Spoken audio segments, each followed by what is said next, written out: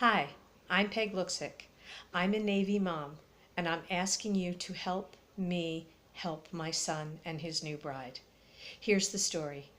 My son is a Navy chief who has defended this country for more than 13 years. He's part of the nuclear sub force. In September, he is marrying a lovely young girl from Moldova. Last spring, her parents, who still live in Moldova, applied for a visitor visa so they could attend the wedding. They were denied. We were surprised. So I contacted my congressman to see if we could get some information. All we were told was that they didn't meet the standards of either property or employment or family. No specifics on which one they didn't meet or why they didn't meet it. And we were also told that all of the information was destroyed after the interview. So we just had to trust the judgment of the bureaucrat that they didn't meet somehow the standard. They don't speak English, so I thought perhaps they didn't understand the process. So I contacted both of my United States senators and two congressmen, my own congressman, and one that the family has a connection to. Two of them were D's and two of them were R's, so it's not a partisan issue. All four offices got involved to help, and all four were very cooperative. In the end, they wrote 4 different letters of support. We sent the embassy deeds to the two properties they own mortgage free in Moldova, bank account information, letters from each of their employers, letters from the other family members, none of whom petitioned to come to the wedding. So the 80-year-old grandmother and the son with the grandchildren all wrote letters explaining how the couple were actively involved in their lives. Permission from the Navy for my son to marry a foreign national, a letter from the priest conducting the service, and the receipts from the hall they have already rented for the reception in October in Moldova for the happy couple. So obviously they're coming back.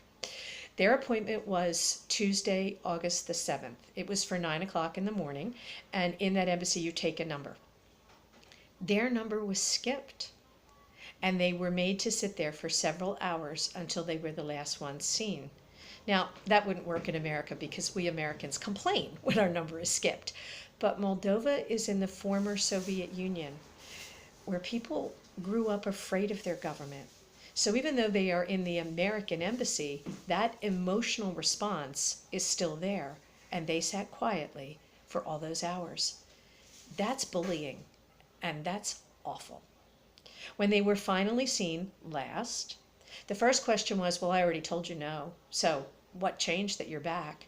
And the second question was, do you personally know these United States senators who wrote on your behalf? What possible difference could that make? The outcome remained the same. The unelected bureaucrat said, nope, I've decided this isn't good enough.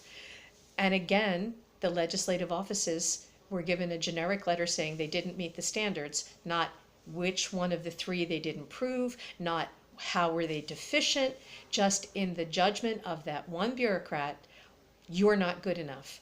And they're also told there's no appeal, there's no recourse, and there's no way to hold the bureaucrat accountable because remember, all the information is destroyed.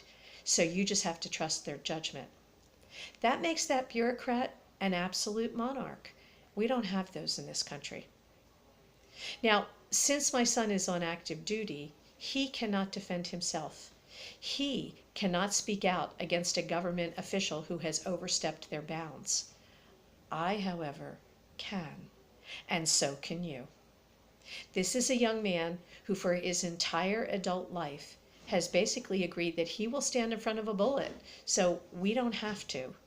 He's defended us, and now he needs us to defend him so that he and his bride can have her mother at their wedding. Not an unreasonable request. The president can get that visa. I need you to tweet him at realDonaldTrump. Message, help the Navy chief and his bride. Let her parents attend the wedding. It doesn't cost any money. It takes not even a minute. But it would make all the difference in the world to this young man and his new wife. Remember, at realDonaldTrump, help the Navy chief and his bride. Let her parents attend the wedding. I thank you for listening. I beg you to join me in defending this young man who has defended us for all these years, and to do the tweet and share the message. God bless you.